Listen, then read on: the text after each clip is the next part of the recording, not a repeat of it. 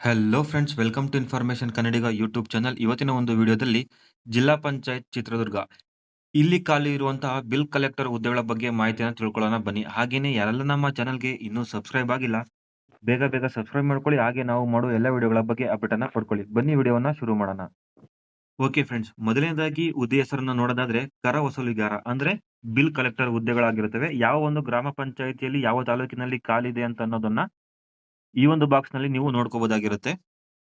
ಹಾಗೆಯೇ ಈ ಒಂದು ಹುದ್ದೆಗಳಿಗೆ ವಿದ್ಯಾರ್ಹತೆಯನ್ನ ನೋಡೋದಾದ್ರೆ ಕನ್ನಡವನ್ನು ಒಂದು ಭಾಷೆಯಾಗಿ ಪಿಯುಸಿ ನಲ್ಲಿ ತಗೊಂಡು ಪಾಸ್ ಆಗಿರಬೇಕಾಗಿರುತ್ತೆ.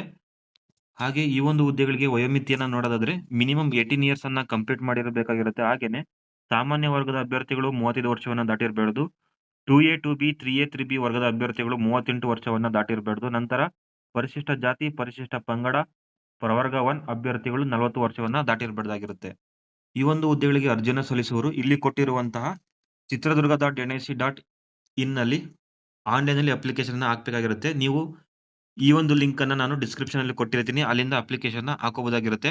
ಅರ್ಜಿ ಶುಲ್ಕವನ್ನ ನೋಡೋದಾದ್ರೆ ಈ ಒಂದು ಹುದ್ದೆಗಳಿಗೆ ಯಾವುದೇ ರೀತಿಯಾದಂತಹ ಅರ್ಜಿ ಶುಲ್ಕ ಇರೋದಿಲ್ಲ.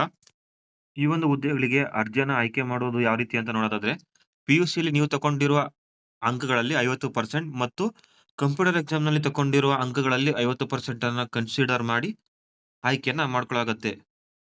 ಇನ್ನು ಈ ಒಂದು ಹುದ್ದೆಗಳಿಗೆ ಯಾವ್ಯಾವ ದಾಖಲಾತಿಗಳು ಬೇಕಾಗುತ್ತೆ ಅಂತ ನೋಡೋದಾದ್ರೆ, ಒಂದು ಪಾಸ್‌ಪೋರ್ಟ್ ಸೈಜ್ ಫೋಟೋ ಬೇಕಾಗಿರುತ್ತೆ ಮತ್ತು SSLC marks card, PUC marks card, domicile ಅಂದ್ರೆ ವಾಸಸ್ಥಳ ಪ್ರಮಾಣ ಪತ್ರ, caste and income certificate, ex service man ಏನಾದ್ರು ಇದ್ರೆ ಆ ಒಂದು ಸರ್ಟಿಫಿಕೇಟ್ ಕೂಡ ಬೇಕಾಗುತ್ತೆ ಮತ್ತು ಅಂಗವಿಕಲರು ಏನಾದ್ರು ಆಗಿದ್ರೆ ಅಂಗವಿಕಲ ಪ್ರಮಾಣ ಪತ್ರ, ನಂತರ ಕಂಪ್ಯೂಟರ್ ಸರ್ಟಿಫಿಕೇಟ್, ಅಭ್ಯರ್ಥಿಯ ಮೇಲೆ ಯಾವುದೇ ಕೇಸ್ ಇಲ್ಲ ಅಂತೇಳಿ ಒಂದು ಪೊಲೀಸ್ ವೆರಿಫಿಕೇಷನ್ ಸರ್ಟಿಫಿಕೇಟ್, ಟ್ರಾನ್ಸ್‌ಜೆಂಡರ್ ಇದ್ದಲ್ಲಿ ಟ್ರಾನ್ಸ್‌ಜೆಂಡರ್ ಸರ್ಟಿಫಿಕೇಟ್ ಒಂದು ಬೇಕಾಗತ್ತೆ.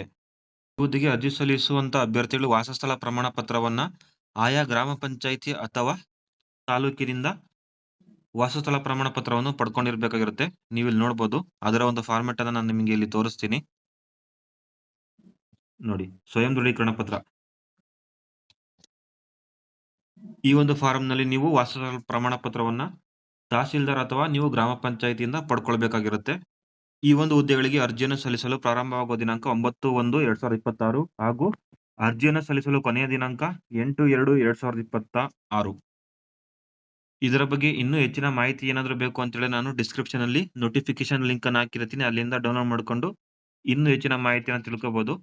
ಹಾಗೇನೆ ಅಪ್ಲೈ ಮಾಡುವ ಲಿಂಕ್ ಅನ್ನು ಸಹ ನಾನು ಡಿಸ್ಕ್ರಿಪ್ಷನ್ ಅಲ್ಲಿ ಕೊಟ್ಟಿರ್ತೀನಿ. ನೀವು ಆ ಒಂದು ಲಿಂಕ್ ಅನ್ನ ಕ್ಲಿಕ್ ಮಾಡ್ಕೊಂಡು ಆನ್‌ಲೈನ್‌ನಲ್ಲಿ ಅಪ್ಲಿಕೇಶನ್ ಅನ್ನ ಹಾಕೋಬಹುದಾಗಿರುತ್ತೆ.